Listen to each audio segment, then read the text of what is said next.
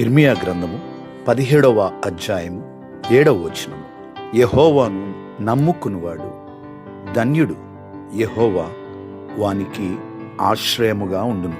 ప్రియులరా, దేవుని వాగ్దాన వాక్యము ప్రవక్త అయిన ఇర్మియా ద్వారా దేవుడు తన ప్రజలకు తెలియచేయుచున్న ప్రవచన వాక్కు.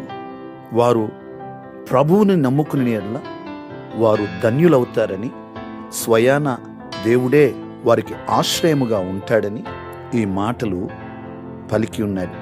ఆ మాటలు నిశ్చయముగా దేవుని ప్రజల జీవితాలలో నెరవేరాయి. దేవుడు వారికి ఆశ్రయముగా ఉండి తన ప్రజలను ధన్యులుగా చేసి ఉన్నాడు. ఈ వాగ్దాన వాక్యం వింటున్న మనము ఆయననే, మన ప్రభు అయిన దేవునినే మనము నమ్ముకుని ఎడల, మన దేవునిని మనము ఆశ్రయించిన ఎడల నిశ్చయముగా మనము ధన్యులమవుతాం. ఆయన అన్ని వేళలా మనకు ఆశ్రయముగా ఉంటాడు. ప్రార్థన. సకల ఆశీర్వాదములకు కారణభూతుడా మా దేవా, మీకు వందనాలు, స్తోత్రాలు.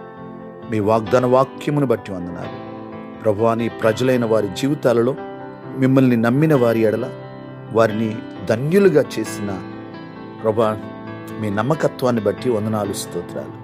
వారికి మీరు ఆశ్రయముగా ఉన్నందుకు వందనాలు అయ్యా. మీ యొక్క వాగ్దానాన్ని మేము నమ్ముచున్నాం. అలాగే ఈ వాగ్దాన వాక్యం విని నమ్మిన వారి ఎడల మీరు చేయబోతున్న నూతన క్రియలను బట్టి వందనాలు. వారిని ధన్యులుగాను, వారికి ఆశ్రయముగా ప్రభువా మీరు ఉండబోతున్నందుకు మీకు వందనాలు, స్తోత్రాలు. ఈ దినమంతా మీ సన్నిధి తోడుగా ఉంచండి.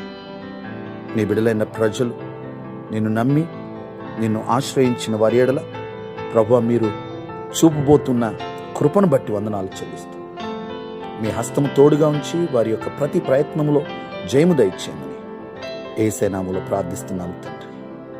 ఆమేన్.